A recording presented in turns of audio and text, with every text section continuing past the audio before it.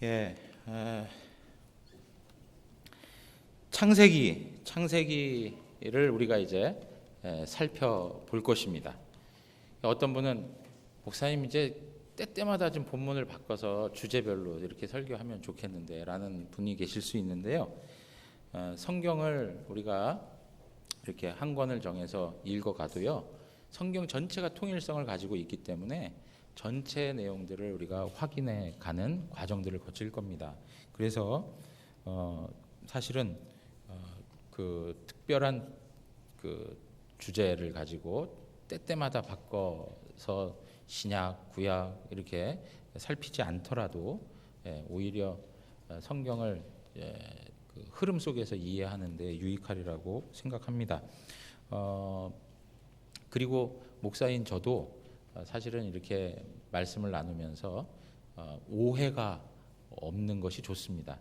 왜냐니까 그때그때마다 본문이 바뀌어서 하다 보면 뭐 어떤 분들은 그래요. 우리 교회는 제가 그런 적이 없으니까 그런 일들이 없는데, 어떤 교회에서는 그 목사님 나 들으라고 하는 거죠. 저를 표적하여 설교하는 거라고 이렇게 얘기하는 분들도 있어요.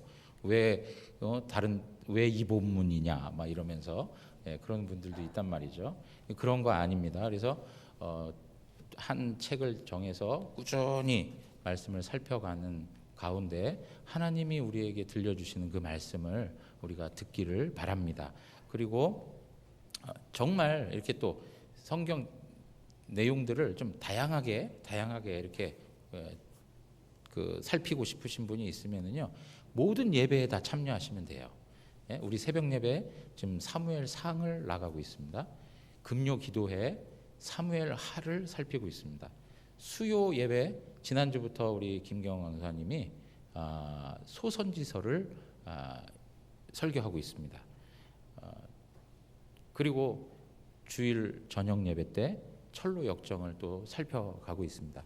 그러니까 여러분들께서 성경 전체적으로 관심 있게 읽어가시려고 한다면, 모든 예배에 다 이렇게 참여하실 수 있다면 그것만큼 좋은 것은 없습니다. 그래서 꼭 참여해 주시고요. 또 성경 공부가 개설되면 이제 요 여름 이 휴가 기간 좀 지난 다음에 제가 성경 공부반을 또 개설할 계획입니다. 그러니까 그런 기회를 통해서 같이 또 성경을 읽어가는 시간들 되었으면 좋겠습니다. 창세기는 좀 전에 얘기한 것처럼 히브리 제목으로는 베레시트, 태초에라고 하는 이름으로 되어 있습니다. 이제 이러한 내용들이 헬라어 성경에서는 게네시스, 그리고 이게 영어로는 제니시스라고 하는 이름으로 일컬어졌습니다. 기원, 시작이라고 하는 의미를 가지고 있습니다. 창세기 저자는 모세입니다. 모세가 이렇게 창세기 저자인데, 그 책을 읽는 독자, 1차적 독자는 누구냐면, 여러분 우리가 성경을 읽어갈 때마다 그 말씀을 바로 나한테 대입하기 이전에 그 당시에 그 말씀을 들어야 하는 1차적 독자들의 입장을 한번 생각해 보면 그 의미들을 이해해 가는데 조금 더 도움이 될 수 있습니다. 그래서 그 독자들은 누구냐면, 모세와 함께 애굽에서 출애굽한 이스라엘 백성들이 바로 그 독자들인 것입니다. 자, 이 내용에 대해서 왜 이게 중요한지는 뒤에 가서 좀 말씀을 드릴 건데요. 아무튼 창세기는 시작의 책이다라고 이야기했습니다. 우주의 시작, 인간의 시작, 죄의 시작, 구원의 시작, 언약의 시작, 족장 역사의 시작, 하나님 백성의 기원, 이스라엘이 어떻게 생겨나게 되었는지에 대한 내용들을 창세기에서 전부 기록해주고 있습니다. 오늘 창세기를 대하면서 창세기에 흐르는 두 가지의 내용을, 성경에 흐르는 두 가지의 내용을 크게 살펴보고자 지금 그 이사야에 있는 말씀을 본문 말씀으로 우리가 읽은 것입니다. 이사야의 말씀을 읽어보면 두 가지로 하나님을 설명해 줍니다. 첫 번째는 초월하시는 하나님, 우리의 인간을 넘어서 그 위에 계시는 하나님을 설명해 주고 있습니다.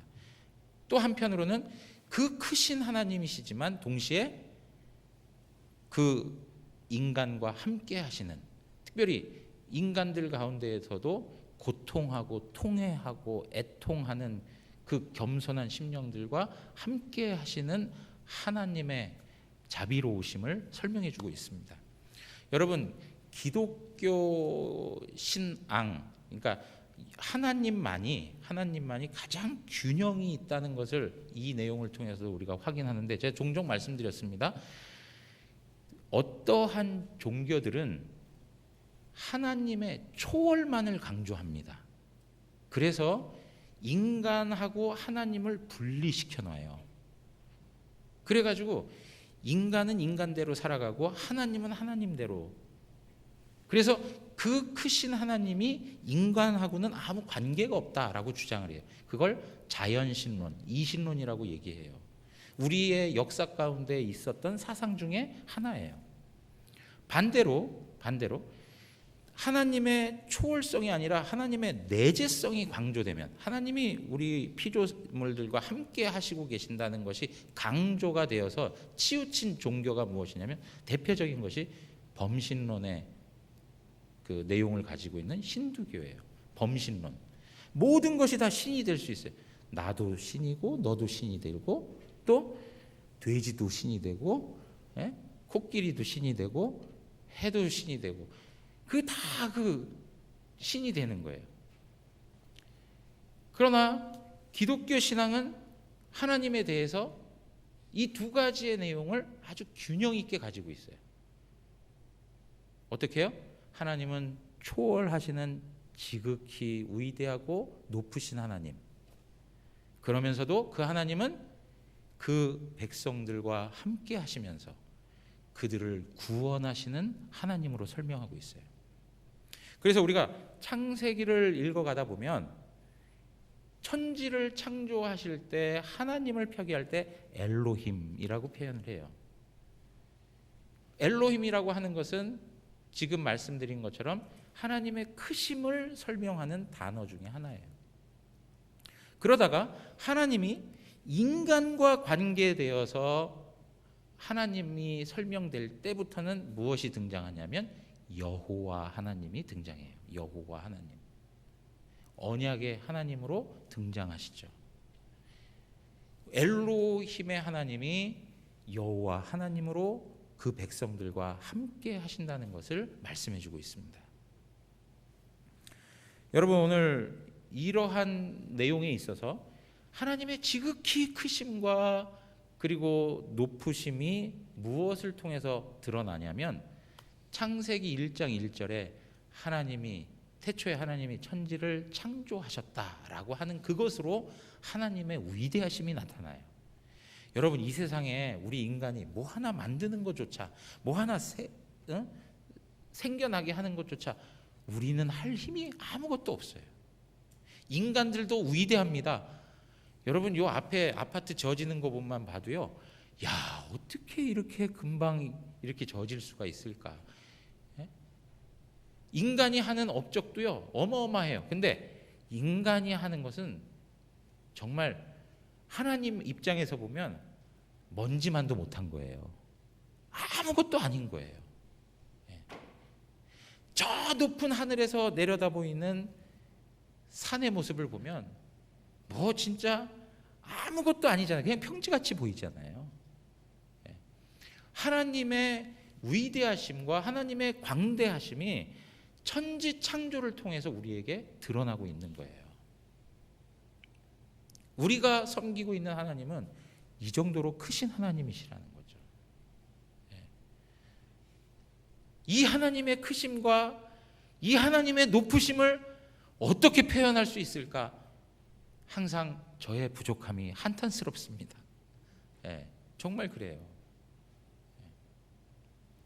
여러분, 하나님은 너무나도 크신 분이세요. 영원한 분이세요. 무한한 분이세요. 초월하시는 분이세요. 전능하신 하나님이세요.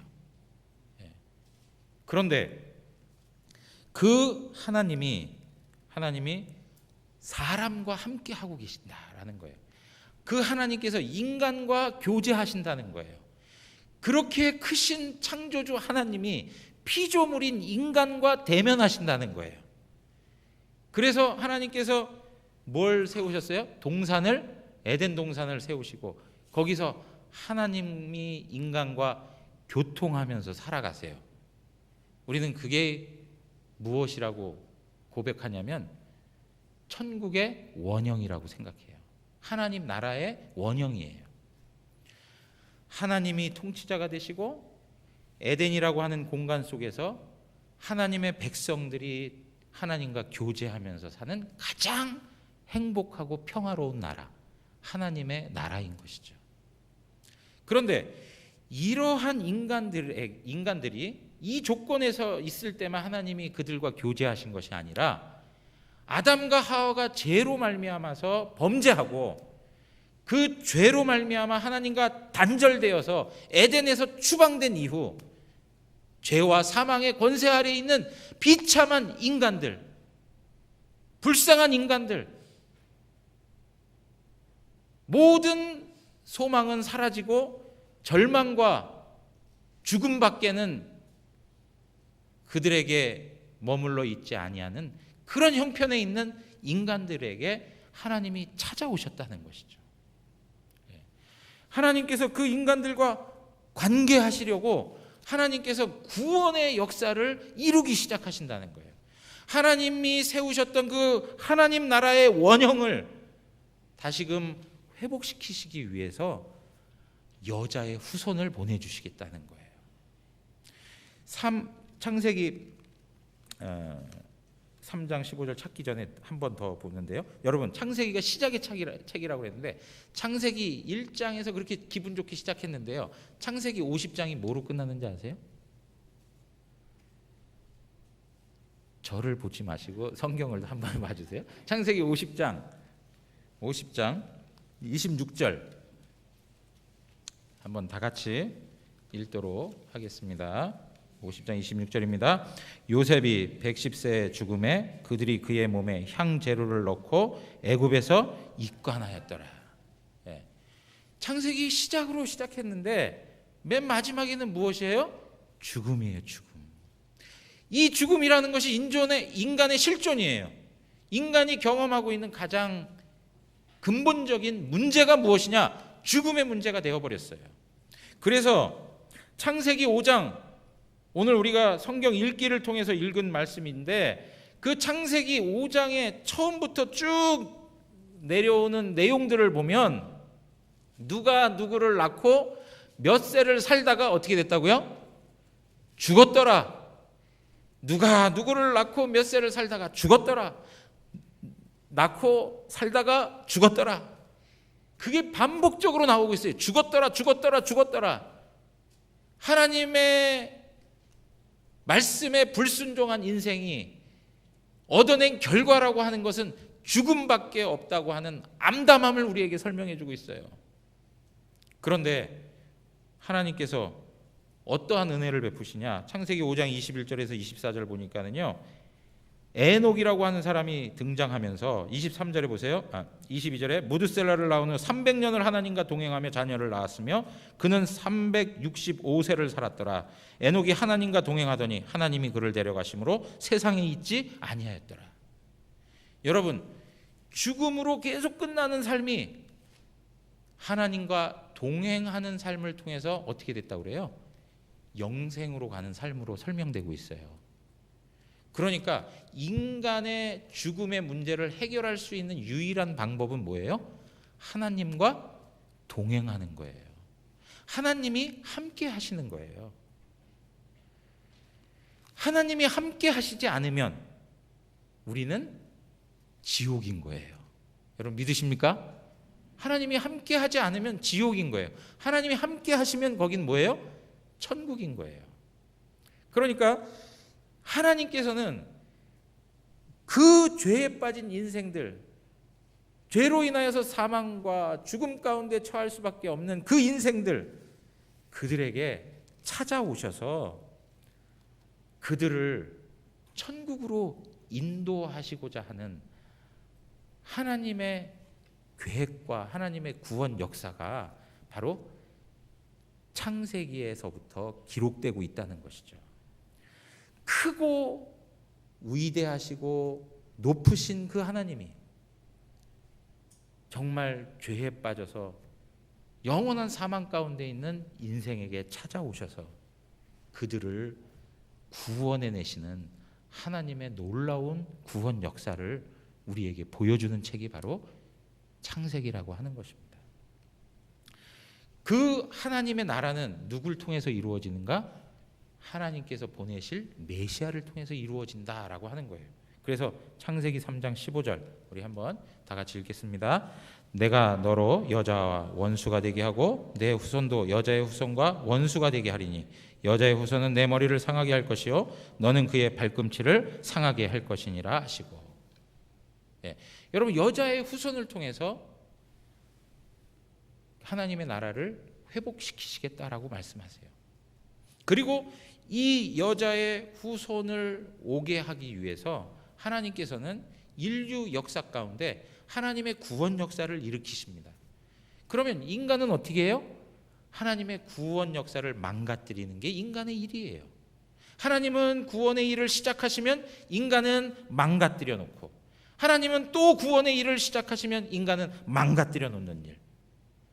그래서 1장에서부터 11장까지 인류 역사 전체에 하나님의 구원 역사와 인간의 범죄의 역사가 반복되면서 나오고 있어요. 가인과 아벨이 있었습니다. 가인이 어떻게 합니까? 아벨을 죽입니다. 그래서 하나님이 다시금 셋을 주십니다. 그러면 또 이 가인의 사람들, 자식들과 이 셋의 자식들이 죄로 말미암아서 또 섞여요. 그래서 하나님이 어떻게 하세요? 노아를 불러서 홍수를 일으키십니다. 그리고 나서 노아의 세 아들 중에 셈을 통해서 하나님의 일을 또 이어가십니다. 그런데 또 이 하나님의 계보의 자녀들까지도 하나님 앞에 범죄하게 되고, 우리가 하나님의 심판으로부터 면해보자, 우리가 하나님보다 높아져 보자, 그리고 우리의 이름을 한번 내어보자 해서 세운 게 뭐예요? 창세기 11장의 바벨탑인 것입니다. 인간 나라를 세워가는 것이죠. 하나님은 하나님의 나라를 세우기 위해서 하나님의 계보를 일으키는 일을 하고 계시는데, 인간은 전부 그 일들을 망가뜨리는 그런 행위를 하고 있는 거예요. 그래서 11장까지 전체 인류 역사 가운데 반복적으로 벌어지고 있는 하나님의 구원 역사와 인간들의 그 죄의 역사가 반복적으로 나오고 있는 것이죠.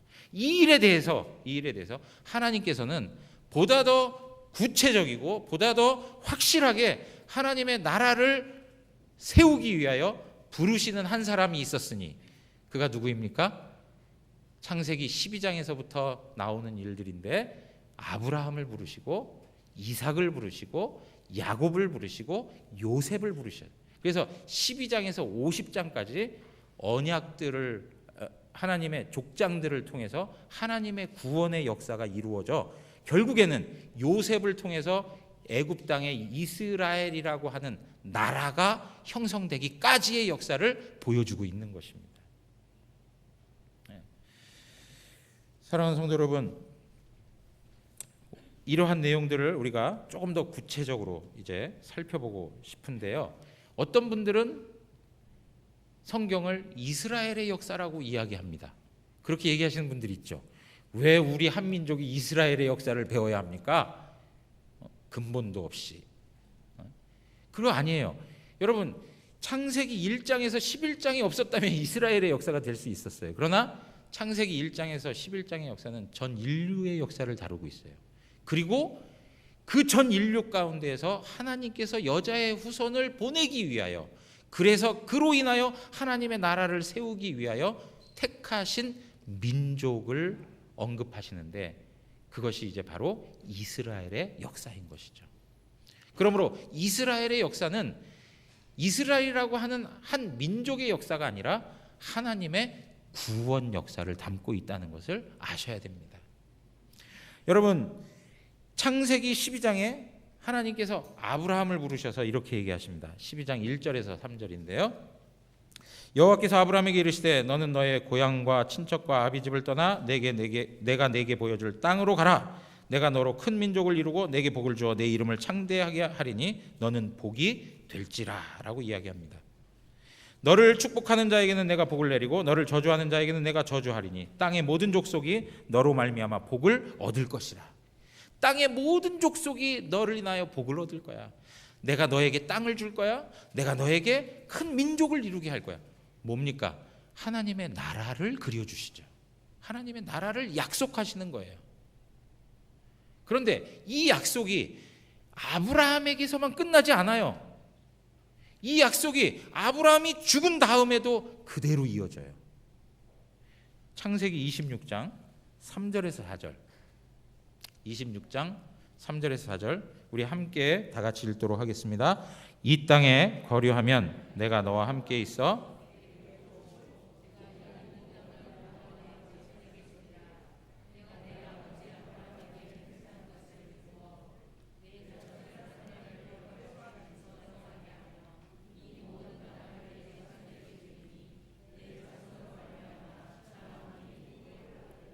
아멘.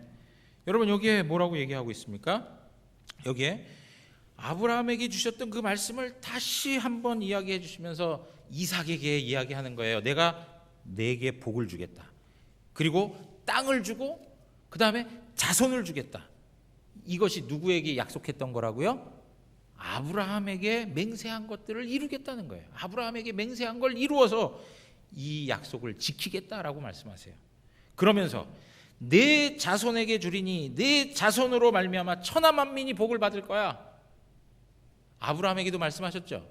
그런데 이삭에게도 똑같이 네 자손으로 말미암아 천하 만민이 복을 받을 거야 라고 할 때 이 자손은 누구예요? 아담에게 말씀하셨던 여자의 후손이 되는 것이죠. 그리고 그가 누가 되시는 것입니까? 예수 그리스도가 되는 거예요. 자, 이러한 말씀은 이삭에게만 그치지 않습니다. 세대를 거쳐서 야곱에게도 말씀하십니다. 28장 13절에서 15절 말씀인데요. 또 본즉 여호와께서 그 위에 서서 이르시되 나는 여호와니 너의 조부 아브라함의 하나님이요 이삭의 하나님이라. 내가 누워 있는 땅을 내가 너와 네 자손에게 주리니라고 얘기하십니다. 여러분, 나는 아브라함의 하나님이요 이삭의 하나님이다. 그들에게 약속하신 땅과 자손을 너에게도 줄 것이다. 그대로 얘기하세요. 시대가 바뀌었음에도 불구하고 그 약속이 변함없이 그 하나님의 신실하심을 통해서 이루어지고 있다는 것입니다. 14절에 보십시오. 내 자손이 땅의 티끌같이 되어 내가 서쪽과 동쪽과 북쪽과 남쪽으로 퍼져갈지며 땅의 모든 족속이 너와 내 자손으로 말미암아 복을 받으리라. 땅의 모든 족속이 너와 너의 자손을 통해서 복을 받겠다라고 얘기해요. 위에서 얘기했던 것 천하 만민이 복을 받겠다. 이 말이 반복적으로 설명되고 있는 것입니다. 이러한 하나님의 약속이 이제는 야곱의 12아들들 가운데 누구에게 전달됩니까? 여자의 후손을 오게 하기 위한 내 몸에서 내 씨로 말미암아 이루어질 그 복에 대해서 누구에게 그 사명을 맡겨주십니까? 유다에게 맡겨주십니다. 유다. 그래서 창세기 49장 10절에 규가 유다를 떠나지 아니하며 통치자의 지팡이가 그 발 사이에서 떠나지 아니하기를 실로가 오시기까지 이르리니 그에게 모든 백성이 복종하리라 라고 얘기했습니다. 하나님이 아브라함에게 약속하셨던 것, 이삭에게 약속하셨던 것, 야곱에게 약속하셨던 것, 그리고 이제는 유다에게 약속하신 그 내용은 하나님의 나라를 회복시키겠다는 거예요. 그런데 그 나라의 회복은 누굴 통해서 이루어진다고요? 메시아를 통해서 이루어질 것이다. 여자의 후손을 통해서 이루어질 것이라고 말씀하고 있는 겁니다. 사랑하는 성도 여러분, 하나님은 시대가 변하여 사람이 죽었어도 여전히 그 약속을 신실하게 이루어 오신 분입니다. 하나님께서는 이 창세기의 말씀을 통해서 죄와 불순종과 인본주의에 빠져서 허덕이는 인생들 가운데 찾아오셔서 그들을 구원하기 위한 구원 역사를 계속적으로 일으키시는 하나님으로 설명하고 있어요. 여러분, 창세기를 읽을 때에 주목해야 할 단어 한 가지가 있어요. 그게 무엇이냐면 계보 혹은 족보라고 하는 이름으로 등장하는 단어인데 히브리 말로 톨레도트라고 하는 말이에요. 톨레도트라고 하는 이 말이 10번에 의해서 쓰여지는데, 이 단어가 있을 때마다 어떤 일이 생겨나냐면 하나님의 중대한 역사가 변화를 통해서 나타나요. 하나님의 역사들이 새롭게 나타나는 기점이 있을 때만, 이 단어가 사용되는 걸 통해서 우리에게 설명해 주고 있어요.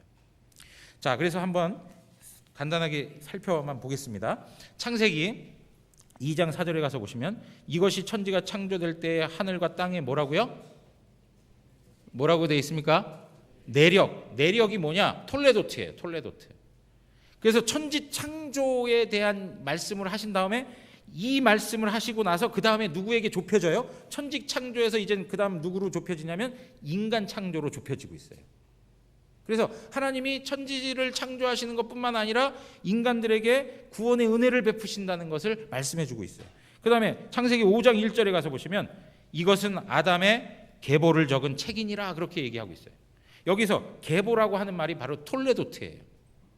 이 톨레도트라고 하는 이 말을 통해서 하나님의 구원 역사가 아담의 계보를 통해서 이어져 가고 있다는 것을 설명해 줘요. 그러면서 아담의 계보를 하는데 가인의 계보를 언급하지 않아요. 가인의 계보는 4장에서 이미 간략하게 선언하고 있고, 5장에 와서는 아담의 계보를 말하면서 셋으로 이어지고 있어요. 구원 역사를 하나님이 이루어 가신다는 것을 보여주고 있어요. 그리고 나서 6장 9절에 가서 보시면, 이것이 노아의 족보니라, 이렇게 나와 있어요. 족보, 톨레도트라고 하는 단어가 쓰여졌어요. 이 노아의 족보를 이야기하면서 그 다음에 나오는 내용들이 뭐예요? 노아 홍수 사건이 기록되어져 있는 거예요. 그러니까 하나님께서는 이 단어들을 등장시키면서 하나님의 구원 역사가 어떻게 전개되는지를 새로운 국면으로 그 백성들에게 알려주고 계시는 거예요. 10장 1절에 보십시오. 노아의 아들 셈과 함과 야벳의 족보는 이러하니라 하면서 노아의 아들들의 족보를 쭉 설명하는데, 이것은 하나님이 버리신 그들의 족보를 설명하고 있지만 11장으로 가서 보면 하나님께서는 구원의 족보를 더 좁혀서 설명해 줘요. 셈의 족보는 이러하니라 하고 설명을 하고 있어요. 그리고 나서 11장 27절에 보면 셈의 족보에서 더 나아가서 누구의 족보가 등장합니까? 데라의 족보가 나와요. 여러분, 데라의 족보가 나오면 그 다음에 누가 등장하는 거예요? 예? 아브라함이 등장하는 거예요. 그러니까 바벨탑 사건이 등장하면서, 셈의 족보를 설명하면서 바벨탑 사건이 등장하면서 그 다음에 하나님께서 11장 27절을 통해 데라의 족보를 설명해 가면서 아브라함을 등장시키는 거예요. 그러니까 인간이 타락하는 역사를 설명해 주는 모양을 설명할 때에도 이 톨레도트라고 하는 단어가 쓰여지고, 그거에 대항하여서 하나님께서 구원의 역사를 일으킬 때마다 또 톨레도트라고 하는 단어를 사용하여서 하나님께서 그 백성들에게 구원의 은혜와 사랑을 베풀고 있다는 것을 설명해 주고 있어요. 25장에 가서 보면 12절에도 이스마엘의 족보가 기록되어져 나옵니다. 그리고 나서 이스마엘의 족보로 끝나지 않고 25장 19절에 가면 이삭의 족보는 이러하다 하고 또 나옵니다. 이삭의 족보가 무엇을 이야기하는 것입니까? 이스마엘의 족보가 있음에도 불구하고 하나님께서는 이삭을 통하여 구원 역사를 이루어가고 있다는 것을 또 보여주고 있는 거예요. 36장에 가서 보시면 에돔의 족보가 등장합니다. 에돔의 족보가 등장되면서 인간 나라의 족보가 이렇게 되어지지만 37장 2절에 가서 뭘 이야기하죠? 야곱의 족보를 설명해 갑니다. 야곱의 족보를 등장시키는 이유가 뭐예요? 바로 하나님께서 구원 역사를 이렇게 이루어 가고 있다는 것을 또 한 번 보여주고 있는 것입니다. 사랑하는 성도 여러분, 이 톨레도트라고 하는 이 단어, 이거는 역사적 전환점이 될 때마다 항상 쓰여지는 단어로서 창세기를 읽어가는 동안 하나의 전환점이 되는 역할을, 이정표 역할을 해주고 있는 거예요. 근데 그 이정표 역할을 해줄 때마다 나타나는 게 뭐냐면 하나님의 지극한 사랑이에요. 하나님의 구원의 은혜예요. 이 세상은 악으로 치닫고 있지만 그럼에도 불구하고 하나님께서는 그 백성들을 사랑하여 그 백성들을 향한 구원의 열심을 보여주고 있다는 것을 설명해주고 있는 거예요. 반복적으로 하나님의 구원 역사가 망가지는 일들이 생겨남에도 불구하고 하나님은 포기하지 아니하고 그 망가뜨리는 인생들에게 찾아가셔서 하나님께서 구원하는 열심을 우리에게 보여주고 있는 거예요. 사랑하는 성도 여러분, 창세기의 독자는 출애굽을 경험하고 광야 한복판에 서 있는 이스라엘 사람들입니다. 그렇다면 이 이스라엘 백성들은 애굽 땅에 있으면서 여러 우상들을 섬겼던 사람들이었습니다. 여호와 하나님만을 섬겨야 했음에도 불구하고 여호와 하나님만을 섬기지 못하고 애굽에 있는 사람들이 섬기는 그러한 우상들을 섬겼던 사람들이었어요. 그리고 지금 하나님의 전적인 은혜로 인하여서 자기들도 그냥 경황 없이 애굽 땅을 나와서 홍해를 건너 광야 한복판에 서 있는데 자기들이 도대체 앞으로 어떻게 될 것인지, 자기들의 운명이 어떻게 이루어져 갈 것인지 참으로 불안하고 두렵고 확신이 서지 아니하는 그런 상황에 있었던 사람들이었어요. 그 사람들에게 모세는 창세기의 말씀을 들고 서서 너희들을 구원하신 여호와는 참 하나님이신데 그 하나님은 우주 만물을 창조하신 전능한 하나님이시고 무한한 하나님이시고 지극히 위대하시고 높으신 하나님이시라는 것을 선포하고 있는 거예요. 그런데 그 위대하신 그 하나님이 이렇게 광야 한복판에서 앞으로 어떻게 살아야 할지, 그 하루하루를 어떻게 견뎌내야 할지 막막하고 절망하고 고통스러워할 수밖에 없는 현실 가운데 있는 그 연약한 이스라엘 백성들에게 함께 하시는 구원의 하나님이라는 것을 말해주고 있는 거예요. 여러분, 창세기가 뭘 얘기하는지 알겠습니까? 네? 사랑하는 성도 여러분, 우리도 마찬가지예요. 우리도 구원받아서 하나님의 은혜로 하나님 자녀가 되었어요. 그런데 이 세상이 광야 같아요. 죄와 더불어 싸워가는 삶의 모습도 너무나도 고통스럽고 힘들고 너무나도 마음의 상함과 슬픔이 찾아와서 하루하루를 견디기 어려울 정도의 버거운 인생살이가 우리의 모습 가운데 있어요. 이 세상의 죄악의 현실들을 보면 과연 이 세상이 하나님의 도성으로 변할 수 있을까? 하나님의 나라가 이루어질 수 있을까 할 정도로 암담한 그런 현실들이 우리의 삶에 다가오고 있어요. 질병의 문제들, 그리고 삶을 살아가는 생존의 문제들, 여러 가지 하나하나가 다 어렵고 버거운 현실 가운데 있어요.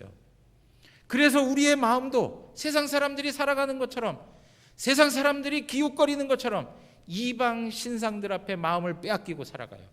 물질의 마음을 빼앗기고 그것이 신이 되어서 우리의 삶에 위로가 되기를 바라는 마음으로 거기에 집착하며 살아가는 현실들이 우리 안에 있다는 것이죠.